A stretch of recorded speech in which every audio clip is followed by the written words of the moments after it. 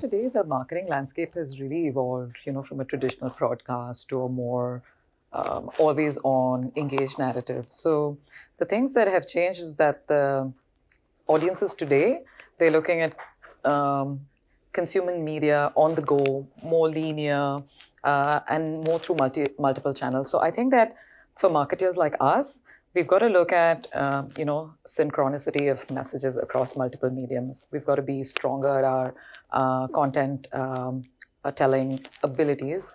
And I think with this whole explosion of social media, e-commerce, personalization, it really has changed the way we kind of democratize, our marketing and our messages across to this audience. I think that I would just say two things. One is affinity and authenticity. Is what we use to sell to these audiences. Affinity is making sure that you're talking to the right segment, I think with the right message, really important. And second is authentic. Be real with your message. Make sure that you're connecting the message to the audience.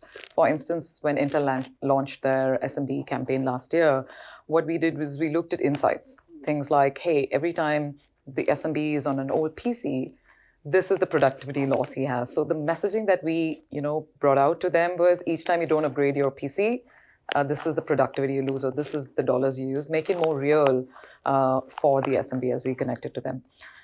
Some of the things that I would advise would be 3-4 things. One is user reviews. I think with the audiences that we're addressing today, no one's making a decision without having talked to their friends, their family, even before moving into a home or making a purchase, right? Second, new formats are in terms of customization, right? Like I said, customization can be on media choices, using the right format, like the daily, that's yours, using digital platforms, etc. Things like rewarding through social media, very important. Like I find like the mobile digital wallets are doing it really well with their cashback, their EMIs, their incentives. That's doing well. And I would say video. I think video is exploding today. We have to be clear with the message. 3 seconds is all the attention we have today. So the clearer we are, the better.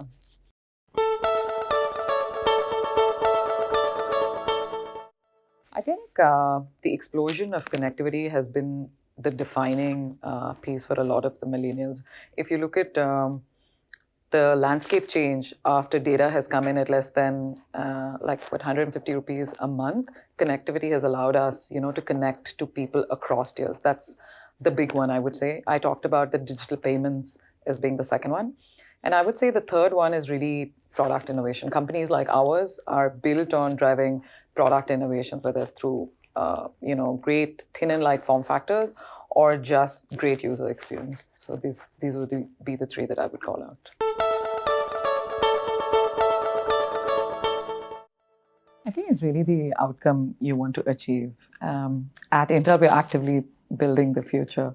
So I think I would position that if you have very strong technology, it's what customers, make of it.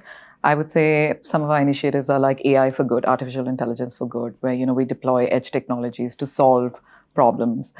Second one would be like the Intel Falcon 8 Plus drone that actually surveys polar bears that are going extinct in a non-invasive way. And then we take that awareness to the consumer. So great technology, great idea, reaching the consumer. I think the third would, like I said, be about great product technology, but showcasing the use case models like our thin and light laptops, right? Somebody wants to be an artist, somebody wants to be a photographer, somebody wants to be just an educationist. So sometimes technology powers great ideas. Sometimes what we do is showcase great ideas through technology, which means that we make consumers our heroes. Things like our campaign that focused on Dharavi and Chanderi, where people were doing great things and we use technology and put them out in the spotlight. So yeah, like I said, it really depends on the outcome you want to achieve.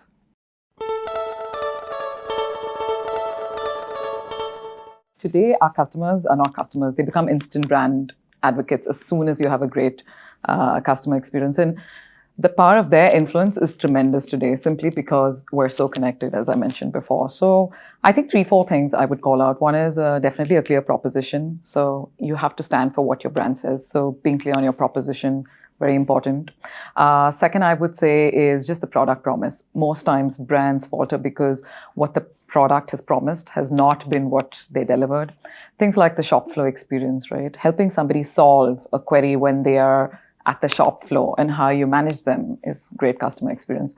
And I think lastly, just technology, like with AI coming in, analytics coming in, data at our fingertips, listening, using technology to actually action some of those insights that you get is really, really important.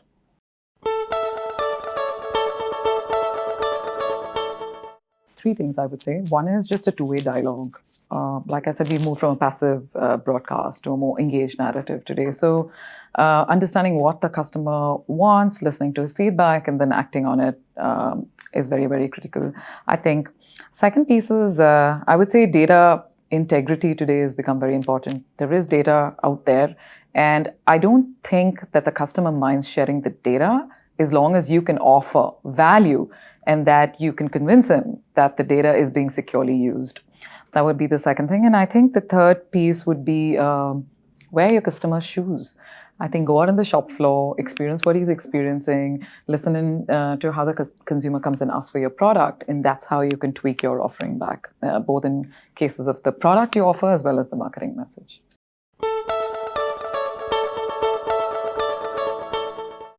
I think three things. For a marketer and for a company like us, which has innovation as its backbone, just test and learn. Like, I think companies should just put across some innovation fund to try different things. Like, hey, how can you make print more interactive? Or how can we do just some new ideas and see where it takes us? A learning agenda is really important.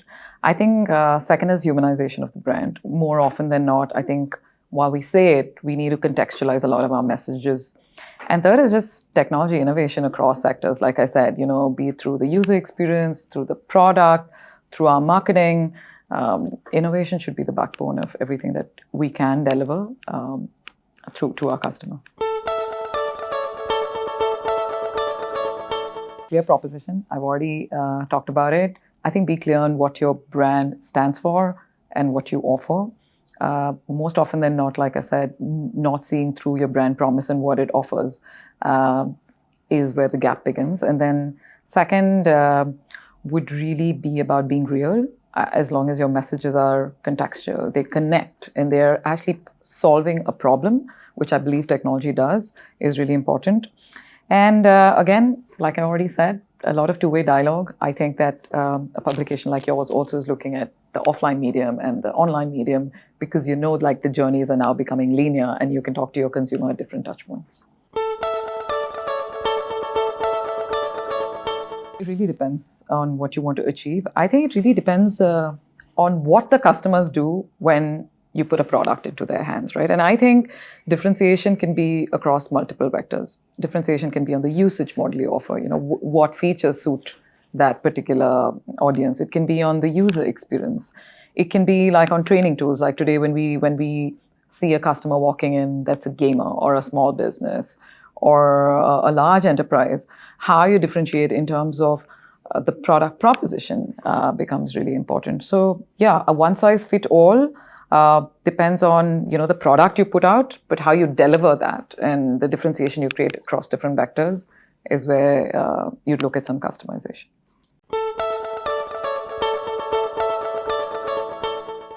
I think as a global brand, one of the things that we're very conscious of is making sure that we're consistent in our product, our brand promise.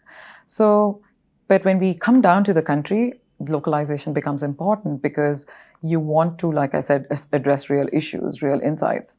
I'll give you two examples where sometimes we've used a local example and sometimes where we believe the communication is universal, so you don't need to localize. So I already talked about the small business campaign. We used a global proposition. The global proposition was called What Are You Waiting For? And it was used across multiple countries. But what we did is we took What Are You Waiting For as an example, and then we customized it using GST and modernization. With digitization becoming the norm in our country, we talked about, hey, the PC, the digitization and all the solutions around it can help you go faster on your modernization focus as well as GST. So we actually featured a locally relevant topic. The second piece that I talked about, where you looked at global communication that is universal. Like when you're talking to millennials, they identify with Jim Parsons, for instance. He's intelligent, he's smart. So what we said is, okay, do we really need to localize as long as the message cuts through to them? So what we did is we took the campaign, we've actually launched it now, and the millennials connect with him really nicely. So here are two examples of how we have a balance of both local and global.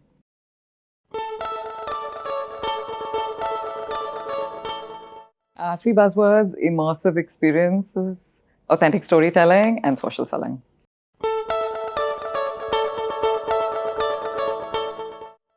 Moving from a PC-centric company to a data-centric company, I'd like to add that data is moving so fast that how we move, store, and process data is going to add great value to the customer. So marketing and product innovation at the back of it is going to be a big focus for us.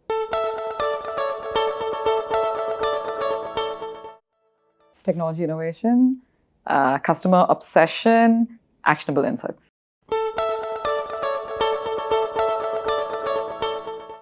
I love all the ads that feature women empowerment. So definitely the Share the Load campaign is interesting. Some of the Tanishq work is interesting. The recent Nike campaign, to be crazier, I think is going to see a lot of interest. Closer home, focus on gaming is big for India, but more importantly, we feature gamers around the world in our World is Watching campaign. So really excited to see that as well.